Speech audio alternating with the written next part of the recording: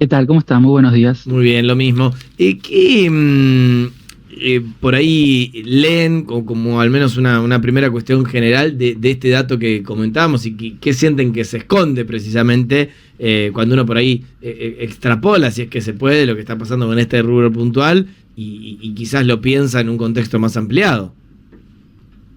Sí, mira, me parece que este es un caso testigo, ¿no? Porque lo que mencionaba Belén es esta caída en los niveles de producción nacional de electrodomésticos, por ejemplo, de heladeras y lavarropas, que sin embargo se da al mismo tiempo de que las ventas de lavarropas y de heladeras, por ejemplo, están en récord históricos, ¿no? Al menos desde 2020, que es de cuando tenemos las estadísticas. ¿Y esto por qué se da? Se da porque obviamente hubo una relajación en los controles para las importaciones, se redujeron los aranceles que también pagan este tipo de productos y se apreció el tipo de cambio. Entonces se dio un combo en el cual se abarató mucho la compra de estos productos desde el exterior, y eso lo que hizo es que se reemplace producción nacional por producción importada, lo cual también tuvo un impacto positivo en los precios, porque para dimensionar, en 2023 vos necesitabas un salario promedio de la economía para comprarte un lavarropas. Hoy con medio salario te compras un lavarropas, ¿no? Entonces, hay por un lado un impacto positivo para el bolsillo de la mayor parte de los consumidores, y al mismo tiempo para lo que busca el gobierno, sobre todo porque piensa toda la política en torno a la inflación, de que esto te permite también presionar a la baja, ¿no?, el índice general de precios. Y por el otro lado tenemos el costado negativo, que es la pérdida de puestos de trabajo. En este rubro se perdió el 10% de los puestos de trabajo, más o menos 1.500 puestos, desde noviembre del 2023. Bueno, entonces la película lo que te muestra es, en el corto plazo es beneficioso, en el largo plazo lo que se piensa es, bueno, ¿qué vamos a hacer con esos puestos de trabajo que se pierden y también con capacidades productivas que se pierden? Y acá me corro un poco por ahí lo que pasa con electrodomésticos y lo llevo en general a la industria, digo, ¿no? Una fábrica que se cierra obviamente también hace que eso genere caídas en la productividad, porque no es lo mismo reemplazar una fábrica que por un local que importa y vende en el mercado interno. Ahora, tengo una pregunta y la dejo a Belén, por supuesto que es la especialista, pero digo, agarro dentro de los electrodomésticos, suponete lo que decíamos de lavarropas, ¿no? Importación de lavarropas que se multiplicó por 10. La pregunta quizás más profunda es, ¿hace falta en Argentina importar lavarropas con nuestro tejido industrial? Hace un rato un entrevistado nos decía, se está importando pollo, se está importando naranja. No es lo mismo que importar otro tipo de tecnología. Me interesa hacer doble clic acá. Bueno, me parece que esa discusión hay que darla, Nacho. Es importante. Por otro lado, también lo que tenemos que tomar en cuenta es que es cierto que los consumidores veníamos pagando por electrodomésticos costos mucho más altos de lo que se pagaban en el resto del mundo, y eso también te redunda en tener tecnología más vieja y muchas veces también que consume más energía y que es más insegura. No estoy hablando solo del caso, me quiero correr de lo que pasa con los lavarropas, ¿no? Sí. Me refiero a la industria en general. Pero al mismo tiempo, como vos decís, hay que tener una mirada productiva, que contradice un poco con la posición del gobierno, porque el gobierno lo que dice es, mira, yo no quiero incentivar ningún sector en particular, no quiero intervenir en la industria, yo lo que quiero es tener una macroeconomía estable y que después el sector privado se encargue de ver dónde es competitivo y dónde no lo es. A mí lo que me preocupa respecto a eso es que el resto del mundo sí está haciendo política productiva, y nosotros tenemos, entre otras cosas, por ejemplo, la fábrica que cerró en la Argentina recientemente en Pilar y se perdieron 220 puestos de trabajo.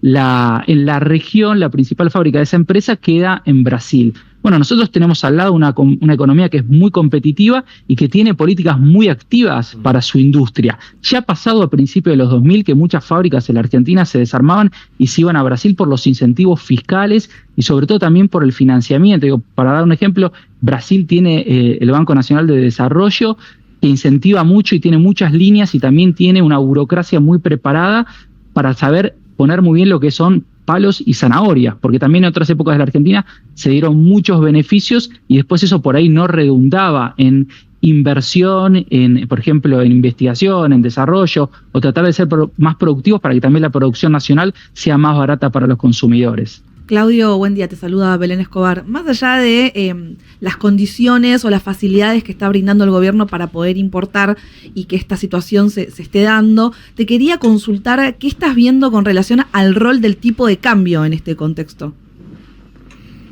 Bueno, es parte, claramente, la apreciación del tipo de cambio porque el gobierno abrió las importaciones, atrasó fuerte el tipo de cambio, sobre todo en parte de 2024, en 2025 eso se revirtió en el mes de noviembre, pero desde junio más o menos hasta octubre tuviste una recuperación, una mejora en el tipo de cambio real, pasaste a ser un poquito más competitivo de lo que venía siendo.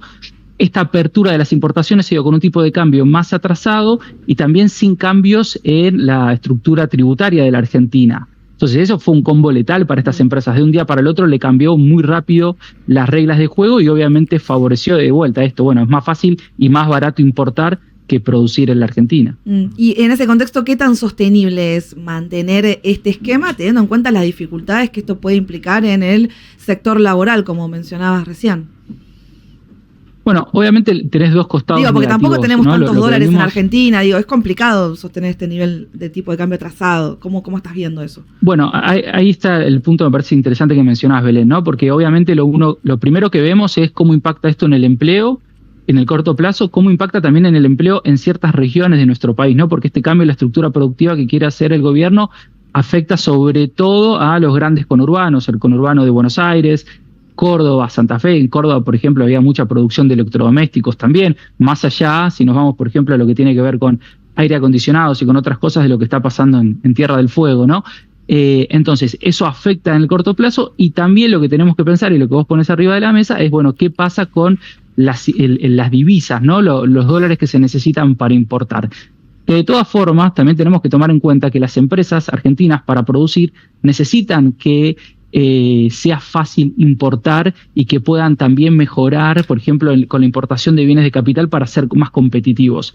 Entonces es un equilibrio que hay que ir encontrando, que como siempre muchas veces en la Argentina no pasamos del volantazo de que esté todo muy cerrado, muy regulado, muy complejo, a de un día para el otro atraso el tipo de cambio, abro todo y que sea lo que Dios quiera. Bueno, lamentablemente siempre nos encontrar ese equilibrio y, perdón, por último, estoy siendo medio larguero, me parece importante de vuelta esta discusión sobre las capacidades productivas.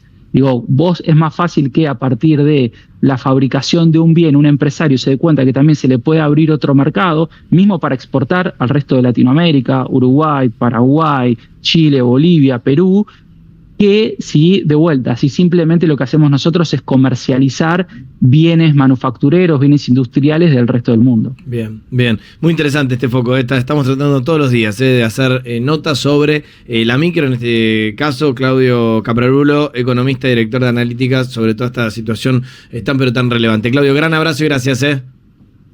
A ustedes, que tengan muy buen día. Será hasta la próxima.